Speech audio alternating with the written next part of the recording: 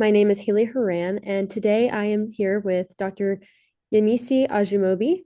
And on behalf of the N Network, I would like to thank you for taking the time to meet with me to talk about your career and the future of national security. To start off, would you mind providing the listeners with a brief overview of your background, such as how you got here, the various roles you've held, and then we can delve further into certain aspects as we continue throughout our podcast? Yeah, that sounds good. Thanks again for having me on your podcast. As you have mentioned, my name is Yemisi Ajumobi, and I've been working in global health security for I would say about 15 years. And so I started my career initially with the World Bank back in 2010 and working on health, nutrition, and population programs across sub-Saharan African countries. And since then, I've, worked in other various capacities, both within the bank and outside the bank. And much more recently, I've served as a senior policy advisor with the Atlantic Council, advising different country governments on various policies. Also, occasionally, I've advised the Critical Minerals Security Program Task Force, also at the Atlantic Council, on some of the things we need to consider with regards to health security policies. I am currently the founder and executive director of Tenacity, which is a new mission-driven initiative focused on advancing climate health solutions using risk data. And I think that's much more recently what I've been up to, and I'm happy to continue the conversation. Yeah, it's wonderful. It's a very extensive background, and I think it's extremely important that we have individuals like you focused on global health security and things and that nature. Um, you mentioned climate change in that introduction and things like that. In particular, you yourself work at the intersection of climate change, renewable energy, and health security. How do you help people understand why these are not separate issues and rather they're a part of a strategic conversation? Yeah, that's a great question. Um, I think what is, I guess, natural to assume is that these are like very separate issues. But I would say over a decade ago, it would probably have been very hard to get people to understand where the linkages are, even just 5 years ago. But that would have been really a hard feat. But what we're currently seeing right now is a better understanding about how climate change is increasing the risk of infectious diseases, disease outbreaks, changing the transmission patterns of climate-sensitive diseases like vector-borne diseases like malaria, chikungunya. So having that better understanding is, what we're now seeing people embrace, why we need the systems thinking lens in our approach to addressing these health security threats. And also one of the things that people are understanding, especially people who are working on climate change, is that you really cannot talk about climate change without talking about the demand for energy. And of course, with increasing emissions, calling for the need for alternate sources of energy, that's where we see the linkage. From my perspective, when I think about the health security angle, I talk about it from three angles. I just mentioned how climate change increases the frequency of infectious disease outbreaks and altering the transmission patterns.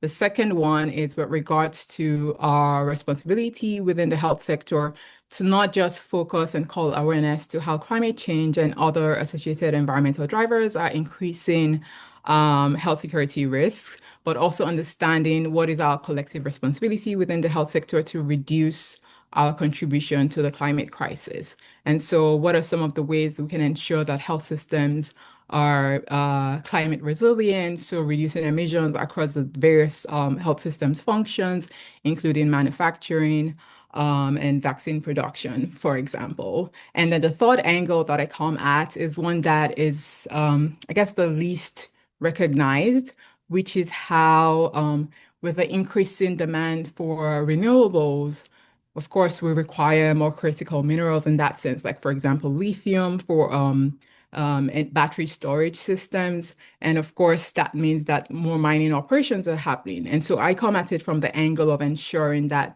we're including biosecurity and health security safeguards into traditional policies like environmental impact assessments to ensure that we're considering these risks before they occur and ensuring that we have like one of the risk is increasing risk of infectious disease outbreaks due to habitat encroachment and ensuring that we have the appropriate safeguards and risk mitigation measures in place, even as we continue to embrace this renewable energy transition. So these are the three angles that I tend to focus on from the health security perspective.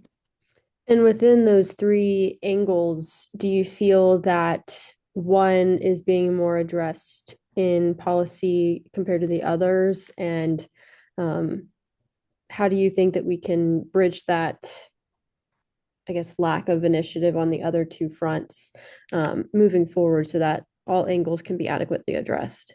No, that's absolutely key. I think we're seeing a better focus on the first two, which is like the linkage with like climate change and increasing transmission of infectious diseases and altering the geographic pattern.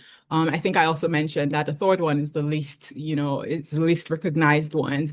And I think from that policy angle, again, it speaks to what I've just talked about. Like all countries have policies called like environmental impact assessments, to assess what are the risks posed to large scale programs like mining operations. But again, even though we have um, traditionally seen infectious disease outbreaks being linked to habitat encroachment and, for example, mining operations. We had that like a few outbreaks that have happened in the last like few years have been associated with mining, like for example, the ones in Rwanda that happened in I think about 2 years ago. But again, back to the biosecurity risk, even though we continue to embrace this renewable energy transition, but just ensuring that we're being more proactive about what some of these threats or the increasing risks that are posed and ensure that we do have those mitigation measures in place, not just at the technical angle, but also at the policy angle. So I would say in terms of what are the ones that we are seeing more awareness about, which is like the linkage with climate change and infectious disease outbreaks, for example. But the third one is, again, back to like the energy demand. That's the part that is, there's still like we have a long way to go in terms of calling that policy awareness. Yeah. Yeah, I found that quite fascinating to see as I looked through, your information. You don't really think about the renewable energy sector being applicable to global health security and things like that.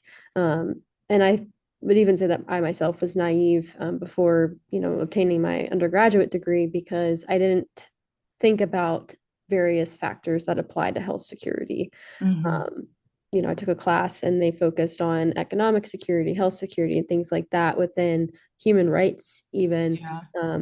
And to see certain things happening within Africa or in India and all these different regions around the world that are each and every day being impacted by climate change, it's really interesting to hear about how there's not just one path, but multiple Hmm. that we need to combat in order to, preserve our planet and preserve our lives too. So, Hmm. from your perspective, what is the most significant shift that is occurring in global health security right now that more people should be paying attention to? Yeah, absolutely. And I think it's a continuation of the statement you have just made in response to my earlier statement, which is we really need to embrace this systems thinking approach in addressing the exposures to biological threats that we currently face and the broader health security risks. And I think we see that happening with countries embracing what is called a One Health approach, which is this collaborative transdisciplinary framework that recognizes the interconnection between people, animals, and the environment, even plants, to achieve optimal health outcomes. And so I think addressing the interconnected threats like antimicrobial resistance, zoonotic diseases of animal origins, and environmental degradation. For us to be able to do that, we do need more systems thinkers, and we need to ensure that this is being put in place in practice in how we address global health security risks. Yeah, I like the fact that you emphasize put into practice. I think a lot of the time what ends up occurring is we have those system thinkers or we have those people that have that initiative to work towards fixing climate change and fixing all of these different things. But at the end of the day, it never leaves policy, it never leaves paper. Right. I myself have witnessed it even just as a college student. We have a recycle system at our college, but when we dug into it deeper, it was all going to the same place. There wasn't really actually any recycling taking place. It was just kind of a front per se. Mm, So I found that to be really interesting, like just to see how that happened of like, yeah, there was a recycling bin that we, put our trash in. However, it was going into the same trash chute as regular trash. So how are right. they adequately ensuring that what was in the recycle bin is now not being mixed in with everything? So it is interesting to hear about that. In addition, I liked that point that you made about plants. I think a lot of the time we don't think about how plants are integral to everything. Um, Hmm. Seeing how climate change has affected regions such as the Amazon rainforest, Hmm. Hmm. which is our, you know, that's how we continue. That's Right. our origin. And I just found it to be quite fascinating to see the lack of, I guess, care in plants. And it's always Right. focused on animals and oceans and things like that. But Mhm. I think that's definitely one aspect that is continuously neglected. Right. And to go off of that, how are climate change and technological advances helping to shape the nature of health security risks over the next decade? Hmm. Hmm. Yeah, I think again tying it back to what I originally said in the beginning about how health security risks are linked to climate change by, for example, expanding the geographic distribution of diseases. What we do tend to find is that that is the the climate change angle, but in terms of like the biotech angle, we see that although biotechnological advances like metagenomic sequencing, for example, wastewater surveillance hold a lot of promise for public health research and medical research.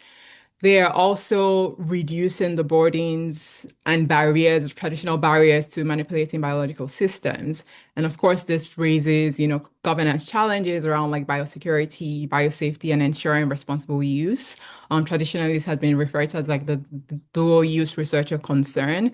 And so, yes, what we tend to find is that, since those barriers are eliminated, for example, seeing the proliferation of AI in everyday operations, it becomes a lot easier for nefarious non-state actors, for example, to manipulate these systems. So it just ensures that even though we're embracing biotechnological advances, because of the promises held for medical research and public health research in general, we countries just need to have better policies in place around like biosecurity and biosafety, and ensuring that that it's not just like developing these policies, but also ensuring that they're implemented at the country level. And so again, taking it back to more broader climate stress, we do also find that associated environmental drivers also linked to climate change, like land use change and biodiversity loss, also increasing the likelihood of what we call spillover events, which is when pathogens move from animal to human population. So these are some of the immediate ones, that come to mind when we're thinking about, increasing risk over the next decade. And again, this has been happening gradually, like at least since the turn of the century, since 2000, but gradually now what we're finding is like it's even accelerating, as the environment continues to change. Yeah. Yeah, and I think like you touched on with the technological advances with AI, I recently did a project proposal to the EU delegation in Washington, D.C. with a couple fellow like research partners regarding AI and things like that. And I had no idea how much water usage goes into that Yeah. process and how um, we're utilizing a lot of the water resources that we don't necessarily have the ability to use as much. Like we should Right. be, preserving it and making sure Yeah. that we don't, utilize it for these, I guess, silly technologies in a sense. AI does have its benefits, but Yeah. the day, Yeah. a lot of it Exactly. has Hmm. had a lot of negative impacts. And Hmm. so I think that was great that you touched on that point too. Yeah. And just to add to that, I think in DC, and I'm sure like, it continues to spread all over the world, what we're finding is that, AI usage as it continues to increase is driving this increase in demand for large scale data centers. And so we know that, this is something that, as you continue to have like these data centers in place, populations, especially the most vulnerable, are going to be most impacted by both the environmental impact as well as the health impact. So even though there is a lack of empirical evidence currently on the health impact of data centers, we do know that traditionally, where there's a lot of like demand for or competing demand for like water usage, as you mentioned, and some of like the expected pollution that will come about from the increase in like data center operations have traditionally been linked to, health impact. So we can see that, these are some of the things that in thinking through policies that are needed, for example, like the expansion of our environmental impact assessments to address health security risk, it will be important to, have these factors incorporated into the policies. Yeah. Yeah, even in where I am from, which is a little south of DC, we are getting a data center. It's a very large scale project, and a lot of people in our community, even including myself, are not particularly inclined to have that. Mm. Um, just because I know, having done the research on data centers, how much water usage is going to go into this data center. We already have a large booming industry happening within the region I'm from. Right. And so I think not only combined with the land loss we're experiencing with all these new organizations and things coming in, I think it'll be interesting to see how much the landscape shifts even in front of my own eyes from where I live. Yeah. Regarding the spillover events you mentioned, you mentioned disease, but I was curious to know if spillover events also include, human migration and overpopulation within regions. Is that one that's applicable or no?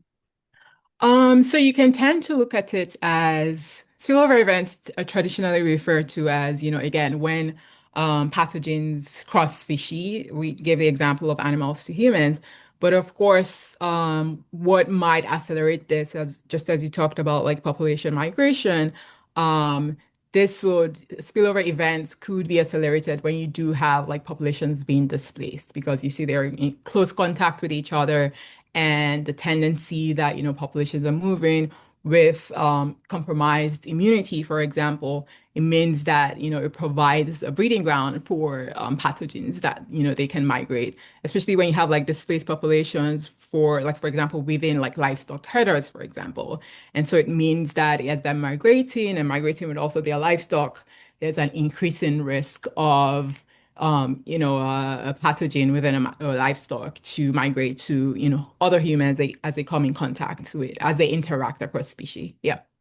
Yeah, and I didn't really, make that connection, I guess, per se, as like an event. But that's a really interesting thing to, hear about and learn more about. Going back to kind of another point that we briefly touched on at the beginning of our conversation, you emphasized multi-hazard and cross-sector approaches in your work. Mhm. Why do you believe that that mindset is so important, and where are, the current systems kind of falling short on that? Yeah. Again, one of the questions I really love is, I guess the main point or the main takeaway from this is that health security threats rarely occur in isolation. So for example, taking the link again back to climate change, extreme weather events, for example, like severe flooding or droughts, can disrupt water systems, displace populations, as we just talked about, and strain healthcare systems. And all of these factors increase the likelihood that of severe infectious diseases to occur and the capacities of the health systems to actually provide an effective response would then be weakened as a result of this. And so when we approach these risks using a single hazard approach, which tends to occur, is that there is a missed opportunity for us to address the drivers of risks and those factors that increase population vulnerabilities. I started to discuss some of those in my earlier response. And so where the current system falls short is that we find that government institutions and other entities that have these mandates or response mandates tend to operate in silos. So, for example, the health ministries is focused on human surveillance system or even like the animal health focus on health systems in the within the environment. Their mandate is on like climate monitoring and other applicable sectors like energy and urban planning are focused on their own mandates. And so I think what is key here is ensuring that we have a multi-hazard system in place that provides this early warning signals about like specific hazards and the associated risk factors.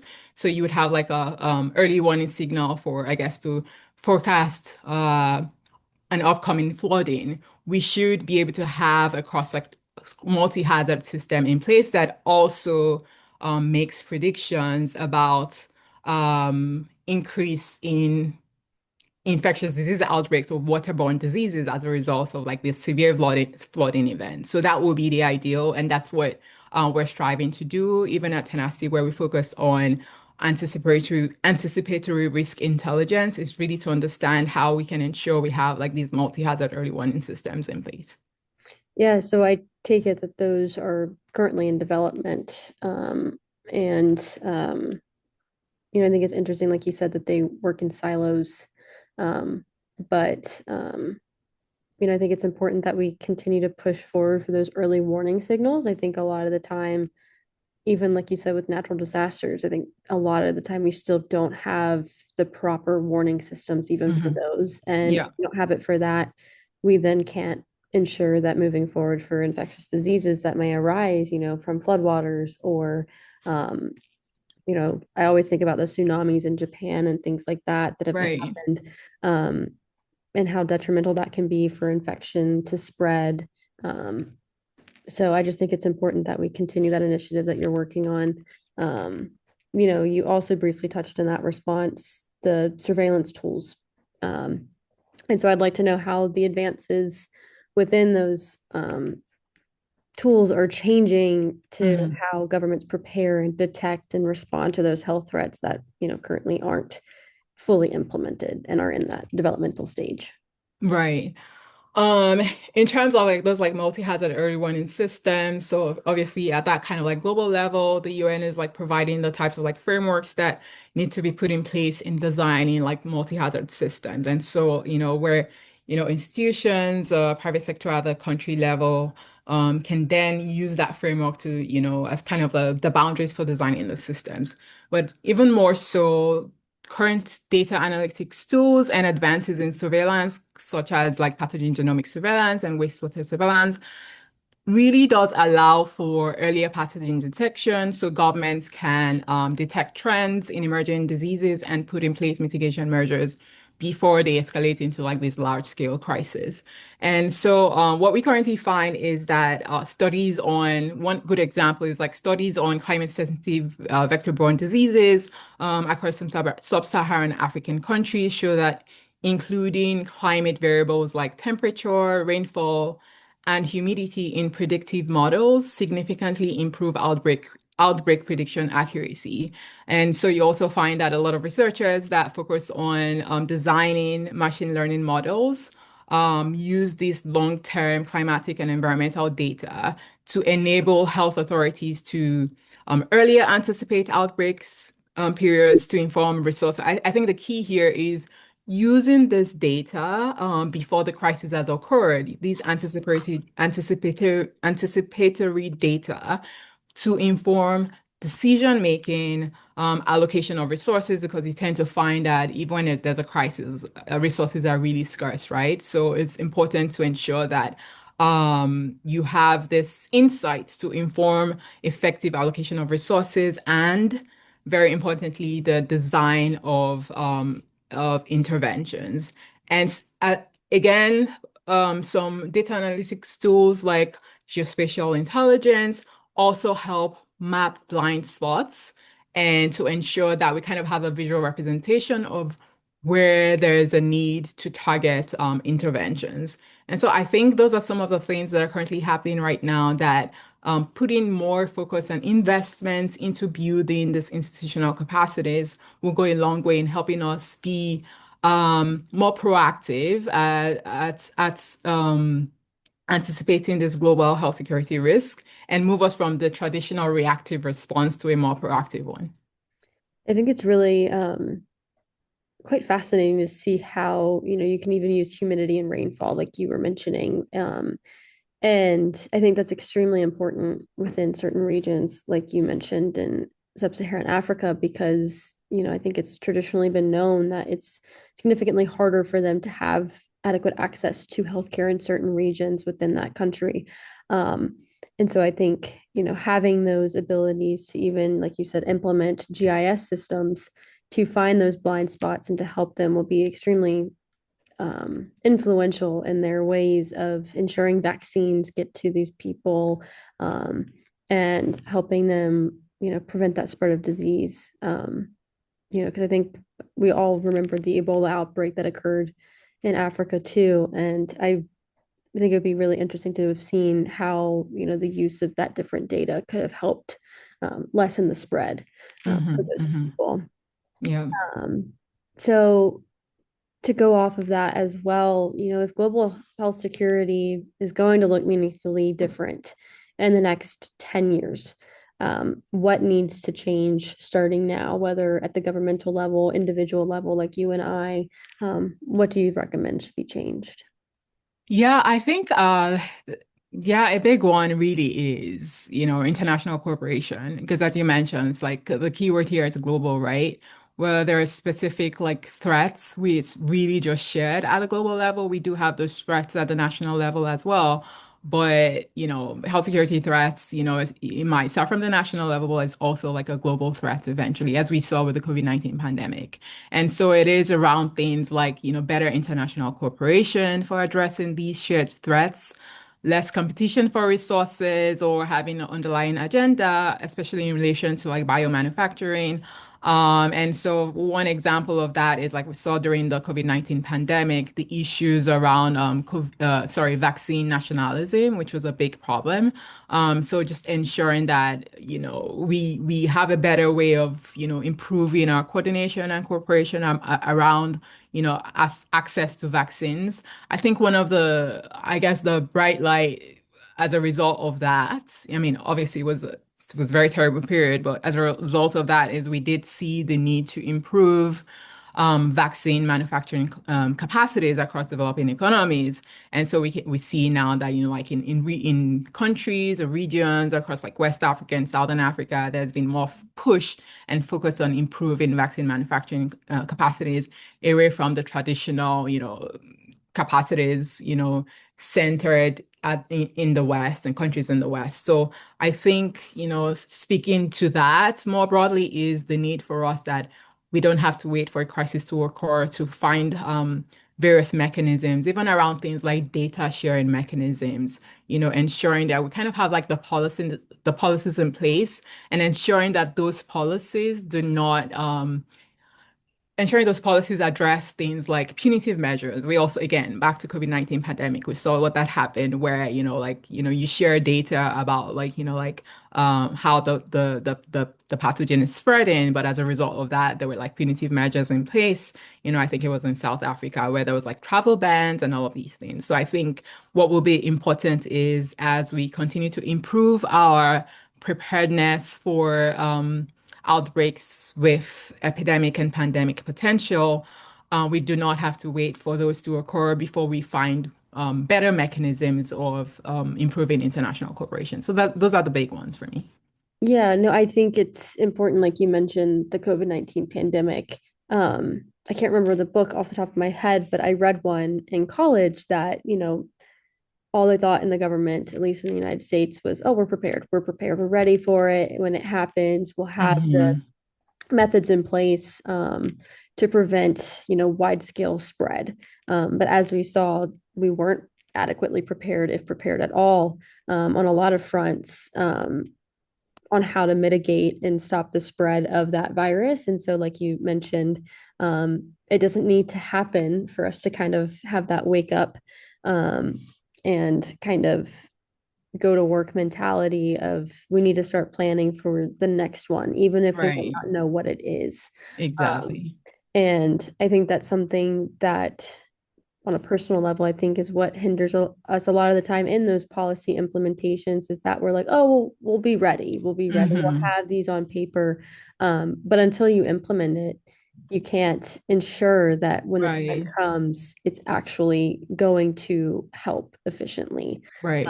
And like you mentioned, those blind spots a couple of times during our conversation already, um, you know, you have to trial it and keep looking at it at all different angles. Because as we saw with, COVID-19 in particular, it Hmm. keeps mutating and having different variations that keep Right. rising. And we're even seeing it today, um, with all the different variations that are in place. And I think it really Right. was a scary awakening for a lot of people, not just on the governmental front, Yeah. but even within the medical field as well. Hmm. Hmm. Um, so, you mentioned various countries and institutions needing to work together, right? And so across the different countries and institutions you've worked for or Hmm. worked with, have you noticed any recurring patterns that either makes the health security system that they're building succeed or fail? Yeah, I guess I'm thinking about which one to start with. I probably would start with the failure one so that I can end on a positive note. So in terms of like the failures, I guess really I've touched on it a bit is when we tend to operate in silos, even though we know that, these threats do not occur in isolation. And so what if we're not focused on improving capacities at kind of like the systems level and ensuring that we have the cross-sectoral capacities in place that are required to improve those systems, what you tend to find is that the problem continues to like persist. It's kind of almost like a band-aid when you're just like focused on providing a response to what is happening. And so I think um in terms of the successes, for example, some of the work that I've done, working with multilateral institutions to improve different capacities of countries. Like, for example, after the Ebola response, one of our focuses while I was working at the bank at the time was, to improve regional disease surveillance response capacities and strengthen the workforce to address future threats. The success of that was having various stakeholders come together, designing systems using this One Health approach that I already talked about. How do we ensure that we're, being able to like collect data across the animal, human, environmental health sector, even though it was a very long-term work in progress because the least capable was obviously having the integrating environmental data systems in place. A lot of countries did not even have that capacity. They didn't even know like what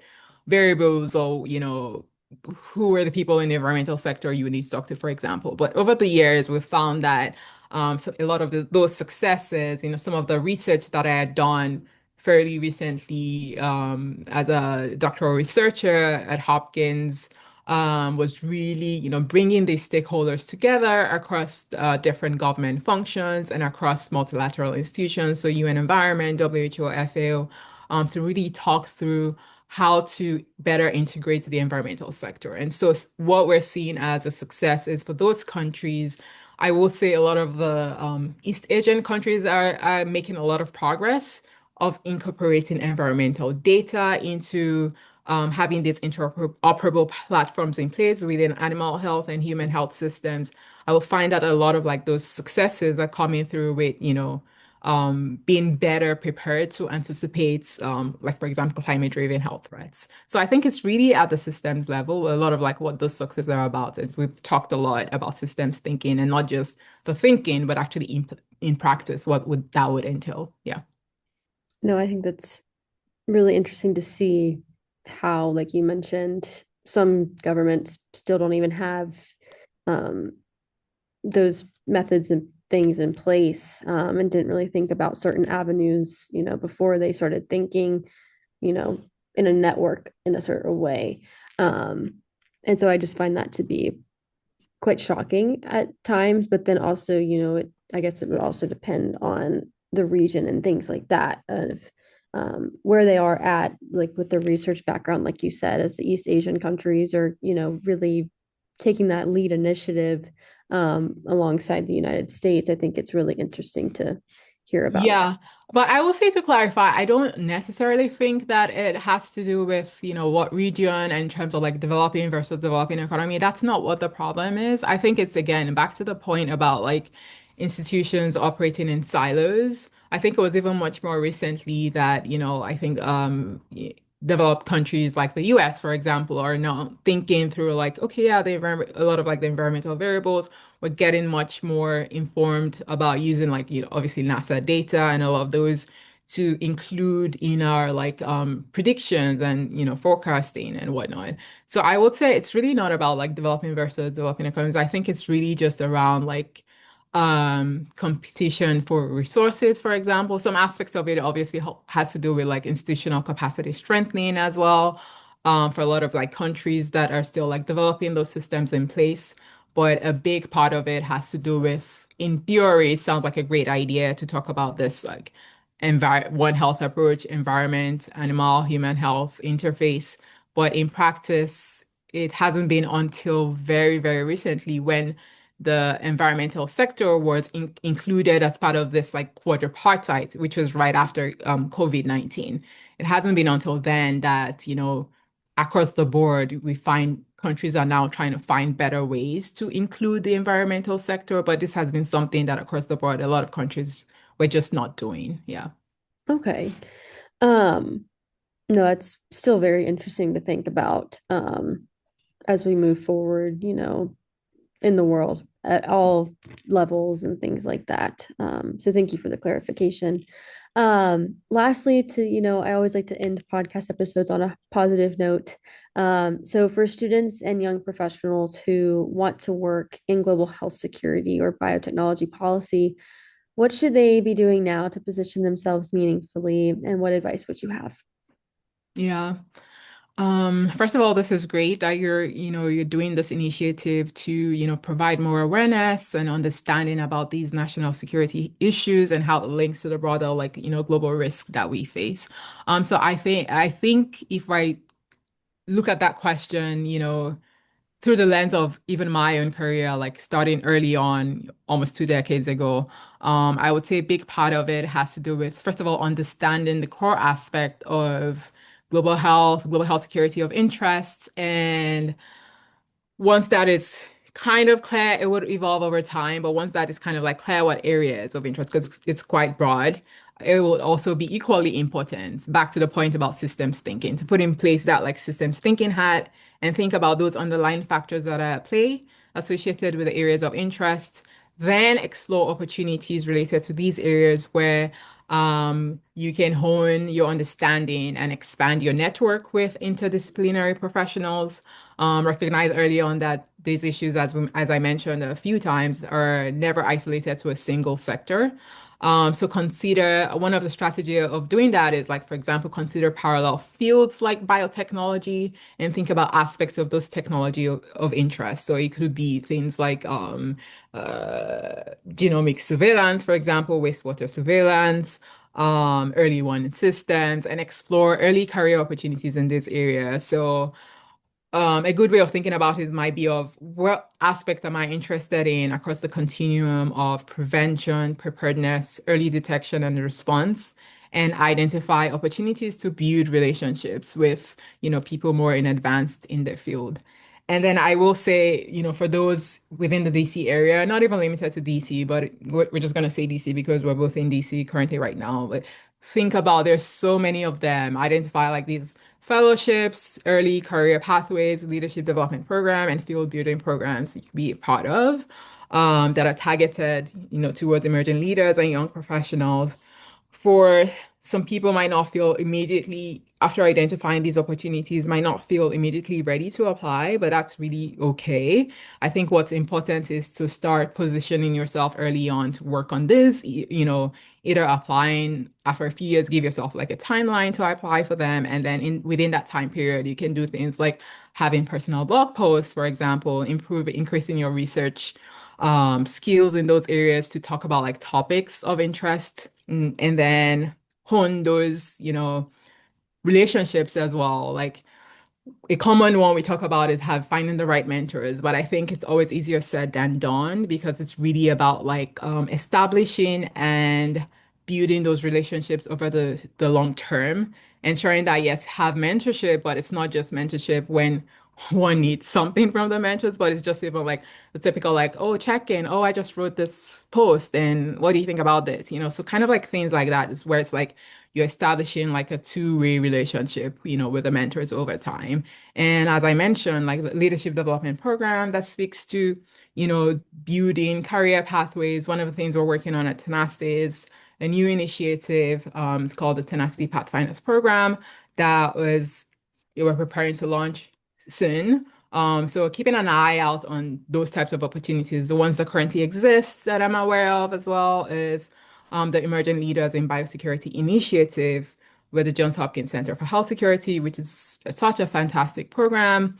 Um, Probably for a bit young professionals that are a bit more, slightly more advanced in their career, but again, it's still kind of at that like emerging leaders level. The Horizon Technology Policy Fellowship is also another one that is focused on um, early to mid career professionals as well. So I think the in-network will probably fall under um, the early audience, and a few others that I was going to talk about. Oh yeah, there's the Biosecurity Game Changers as well that is hosted by the Brown University, and so it has linkages with young professionals from developing economies as well. So those are a few that I feel like, would, position um, interested people to, start thinking more broadly around like the issues related to like global health security and biotechnology policy. No, I think that's great. And, you know, for the in network in particular, I think we're big glad that you mentioned mentorship and leadership. Those are extremely important as well as connection.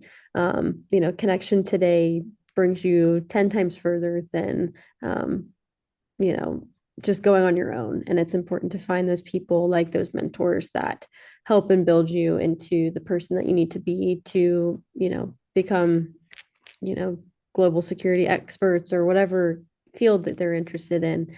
And so thank you so much for taking the time to speak with me today.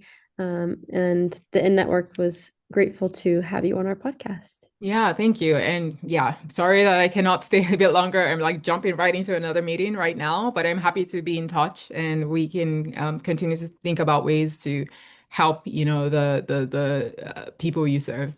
All right. Thank you so much. Yeah. Have a Bye. great day. You Bye. too. Bye.